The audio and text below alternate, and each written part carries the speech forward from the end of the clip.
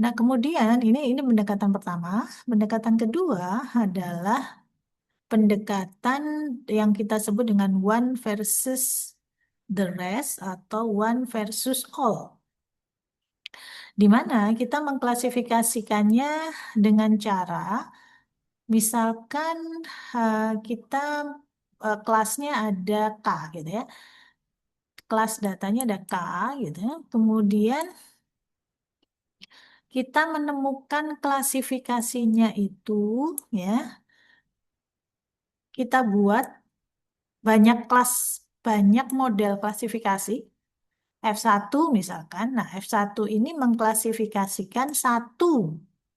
Jadi misalkan kelas 1 ya, ada kelas 1 sampai K gitu. Maka yang F1 ini dia mengklasifikasikan satu versus sisanya.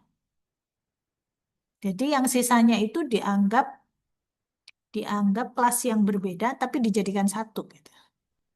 Ya, ini jadi dia membangun model biner classifier.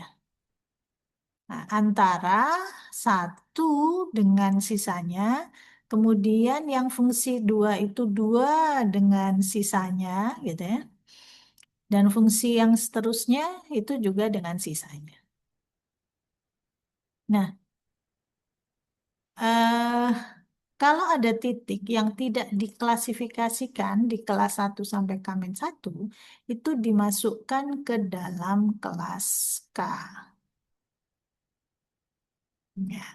Nah, problemnya adalah masalah daerahnya menjadi ambigu. Jadi ada beberapa titik yang dia masuk ke kelas lebih dari satu.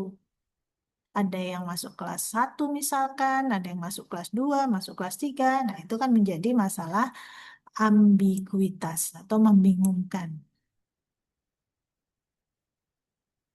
Ini contoh ya, contoh eh, ada data yang eh, terdiri dari tiga, ya, dibagi menjadi tiga kelas gitu ya. Nah, kelas klasifikasinya itu ada dua function, ini function satu, ini function dua. Nah, gitu ya. Function satu itu memisahkan antara kelas satu dengan yang bukan kelas satu. Yang bukan kelas satu berarti selain yang masuk ke kelas satu. Sedangkan function 2, ini function 2 dia memisahkan antara kelas 2 dengan yang selain. Nah, selain itu kan bisa juga R1 kan? Nah, sehingga di sini muncul ambigu. Lalu di sini daerah ini masuk kelas yang mana gitu ya. Dia bisa masuk kelas eh, C1 pada saat ini, pada saat kita menggunakan F1, dia masuk ke C1, tapi pada saat menggunakan fungsi yang kedua ini, maka ini daerah ini masuk ke C2 gitu. Jadi ini bisa masuk C1 atau bisa masuk C2. Nah, ini adalah daerah yang ambigu. Oke, pendekatan ini kita berikan contoh misalkan seperti ini. Misalkan kita memiliki kelas A, B, C. Kita membangun modelnya tiap kelas. Jadi A, B, C berarti kita bangun tiga model. Model satu A terhadap BC, model 2B terhadap AC, model 3C terhadap AB. Jadi biner ya, klasifikasinya biner. Atau kita bisa katakan A atau bukan A, B atau bukan B, C atau bukan C.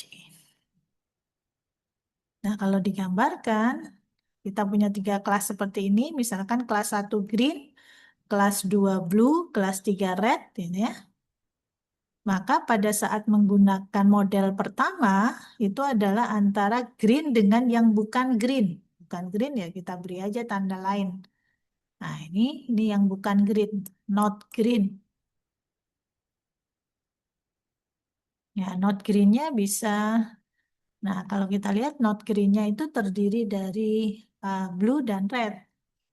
Kemudian kalau pada saat kita menggunakan model 2 itu adalah blue dan not blue. Nah, not blue-nya yang di sini. Ini ini adalah red dan green ya.